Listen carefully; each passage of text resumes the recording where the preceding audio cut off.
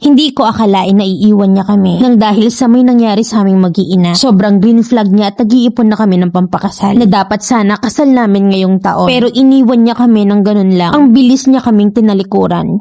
36 na ako ngayon at meron kaming 3 anak at nasa 20 years na rin kaming nagsisama. Nagkakilala kami nung high school at matagal din bago naging kami. At sa dami ng nanliligaw sa akin ay siya yung nakitaan ko ng sobrang haba ng pasensya at sobrang ma-effort talaga. At nung sinagot ko siya ay agad niya akong niligal sa pamilya niya. Then after 5 years, nag-live-in kami nang nabuntis niya ako. Binigyan niya kami ng magulang niya ng bahay at lupa na dating bahay ng lola niya. Pinrenovate namin yon at dun kami bumuo ng masayang pamilya. Masipag ang ka-live-in ko at laging merong pasalubong pagkakarating galing work. Ganong routine ng pamilya namin araw-araw ay masaya kami. Lalo na ako bilang ina at asawa. May mga araw na nagkakatampuhan kami kasi sinusumpong ako. Pero never niyang pinatatagal ang away namin. Kapag may labi sa sweldo niya ay tinitreat niya kami ng mga anak niya sa labas. Or di kaya pupunta kami sa malapit na park at magpipiknik kaming mag-anak. Sweet shot maalaga sa mga anak niya lalo na sa akin na ina ng mga anak niya. Pero di ko akalain na susubukan kami ng panahon. Nang gabi na pagod kami galing sa paggagala ay napagod kami at natulog din agad. Nagising na lang kami sa amoy ng usok at plastik na sunog. Ang bilis kumalat ng apoy at hindi ko makakalimutan ang gabing yun. Kita ko kung paano kami niligtas ng mister ko. Dinala kami sa pinakamalapit na ospital pero hindi yun kinaya ng panganay ko. Ilang araw lang ay sumunod yung bunso namin. Hindi ko alam kung paano magpapatuloy kasi 2 anak ko ang nawala sa akin. Hindi ko iniinda ang sakit ang nararamdaman ko ng mga panahong yun. Puro memories lang yung umaandar sa isip ko ng mga oras na yun. Sinisisi ko yung sarili ko sa pagkawala nila. Maraming sana pero huli na. Ilang buwan din ang inabot namin nun bago kami ma-discharge. Tumuloy muna kami sa bahay ng mga magulang ko para maasikaso rin ako habang nagtatrabaho ang mister ko. Nang dahil nga sa daming pangangailangan namin ng anak ko. Pero dun ko naramdaman na parang ibang tao yung mister ko. Siguro dahil na rin sa pagod kaya madalas ay mainit yung ulo niya. Kaya't imbes na sikasuhin kami ay palaging wala't hindi ko alam kung nasaan. Tinatawagan ko, chinachat ko, hindi mo lang nasagot. Hanggang sa hindi na kami inuwi ang mag-ina. Where kung inakala na iiwan niya kami. Walang dahilan, biglaan kaya masakit yun sa akin. Bago nangyari to sa amin ay nag-iipon kami ng pampakasal na dapat nga sana ay kasal namin ngayong taon. Hindi mo talaga masasabi na pwedeng sa isang iglap ay magbago ang lahat. Andito yung sakit na nawalan ako ng mga anak at pati na rin asawa. Hindi ko alam kung napagod ba or nandidire sa physical appearance na nangyari sa amin. Na basta nagbago siya at hindi na kami binalikan. Sa ngayon ay nakarecover na kami ng anak ko at hindi naman ganun naapektuhan ang katawan ko para hindi magtrabaho. Kaya't nakakapag-provide na ako ng pangangailangan naming dalawa. Pero hindi pa rin mawala sa isip ko yung pamilyang meron kami noon. Kontento at may masayang pamilya at mayroong responsableng asawa. Pero lahat ng yun ay nawala sa akin. Ang bilis niya kaming iwan at ang bilis niya kaming tinalikuran. Hindi mo pala talaga masasabi hanggat hindi kayo sinusubok ng matinding problema. Hindi naman ako humingi ng advice pero sana Mami Lily mapili mo rin yung kwento ko. Letter sender, Angelica.